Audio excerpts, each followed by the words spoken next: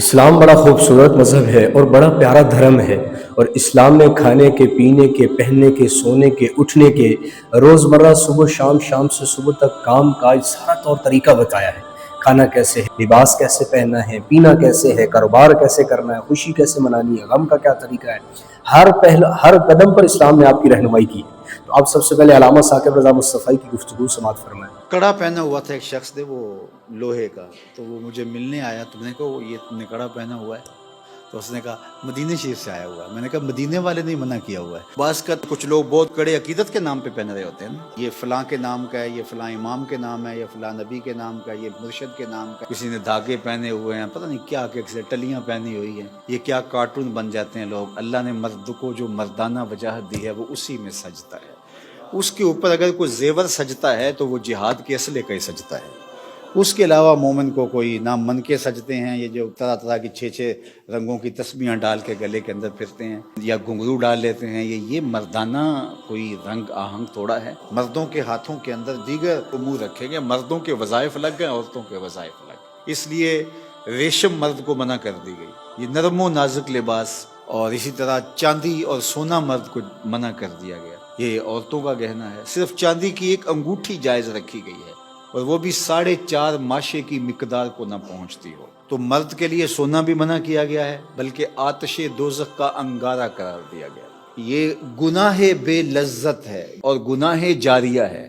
ایک تو گناہ کیا، جھوٹ بولا، ختم ہو گیا، جب دوبارہ بولے گا دوسرا گناہ ہوگا، لیکن یہ ایسا گناہ ہے جو آپ کے ساتھ چمٹا ہوا ہے۔ تو ریشم پہننا، سونا پہننا، یہ مرد کے لیے حرام ہے، یہ عورت کے وظائف ہیں۔ تو مرد کی عادات مردانہ ہونی چاہیے، عورت کی عادات عورتوں کی طرح ہونی چاہیے۔ اسی لیے جو مردانہ عورت ہے اس سے بھی نفرت کا اظہار کیا گیا، اور زنانہ مرد سے بھی نفرت کا اظہار کیا گیا۔ جو خاتون ہے لیکن مردوں کی طرح اپنا گیٹ اپ رکھتی ہے۔ مرد کی ساخت عورت سے الگ رب نے بنائی ہے۔ عورت کے چہرے پہ کبھی داڑھی نہیں اگتی، اس کے منہ پہ کبھی مونچھیں نہیں آتی، یہ وظائف مرد کے ہیں۔ جو توانائی، جو ہڈیوں میں زور، جو تحور، جو جرأت اللہ نے مرد میں رکھی ہے، عورت کے اندر اللہ نے نزاکت رکھی ہے۔ مرد کی طاقت حسن ہے، عورت کی نزاکت حسن ہے۔ ہر شے کا اپنا حسن ہے، ہر شے کا اپنا جمال ہے۔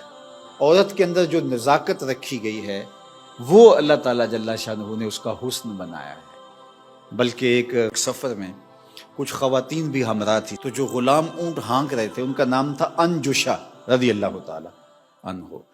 تو وہ اونٹوں کو جب سواریاں چل رہی تھی تھوڑا سا تیز ہانک رہے تھے، تو آقا کریم نے حضرت انجشا کو ڈانٹتے ہوئے کہا، انجشا ذرا نرمی سے، تم نہیں سمجھتے اونٹوں کے اوپر نازک آبگینے ہیں؟ تو ان کو نازک آبگینے کہے۔ تو عورتوں کے وظائف اور عورتوں کا لباس حریر و پرنیا، جو بھی وہ گھر کے اندر اور باہر کے اندر اس کی تقسیم ہے، تو شریعت نے ان کے لیے رکھا، لیکن مرد کے لیے یہ نہیں رکھا۔ حضور علیہ الصلوۃ والسلام کے پاس ایک شخص آئے جن کے ہاتھ پر کڑا تھا اور وہ پیتل کا تھا۔ اللہ کے نبی نے پوچھا ما ھذا، افسوس یہ کیا ہے؟ تو انہوں نے عرض کی اللہ کے پیارے رسول، یہ کڑا جو میں نے پہنا ہے یہ کمزوری کو دور کرنے کے لیے۔ اللہ کے نبی نے فرمایا یہ تو تمہاری کمزوری کو بڑھائے گا، اسے اپنے سے دور پھینک دو۔ اگر اس کو پہنے ہوئے تمہاری موت واقع ہو گئی تو کبھی تم فلاح نہیں پا سکتے۔ یہ مسند احمد، ابن ماجہ اور ابی داؤد شریف کے اندر حدیث موجود ہے۔ پھر اللہ کے نبی علیہ الصلوۃ والسلام نے فرمایا لعن رسول اللہ صلی اللہ علیہ وسلم المتشبہین للرجال بالنساء، اللہ نے ان مردوں پر جو عورتوں کی مشابہت اختیار کرتے ہیں لعنت فرمائی، والمتشبہات من النساء بالرجال، اور ان عورتوں پر لعنت فرمائی ہے جو مردوں کی تشبیہ اختیار کرتی ہیں۔ تو مرد کی زیب و زینت الگ ہے، عورت کی زیب و زینت الگ ہے۔